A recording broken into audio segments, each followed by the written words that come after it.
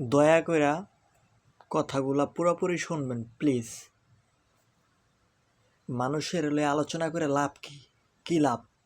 আমি বলতে আছি ধর্ষক বিল্লালকে নিয়ে। তার মতো কোনো মানুষই হয় না। সে আগে পিছে যা করে করুক। এই যে এত যে টাকা পয়সা উডয় কারে দেয়? সে নিজে খায়?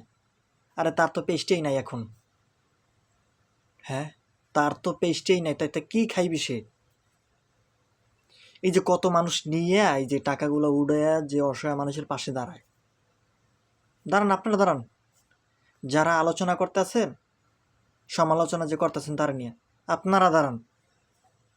দেখি কয়জনে দাঁড়ায়। মানুষের পাশে যে মানুষ দাঁড়ায় কয়জনে দাঁড়ায় দেখি। এই যে নাচা আছে, উমর আছে, ব্র্যান্ড না? ব্র্যান্ড কাকে বলে জানেন? যে মানুষের পাশে যে মানুষে দাঁড়ায় ওইটাকেই ব্র্যান্ড বলে। আমি বলি আমি।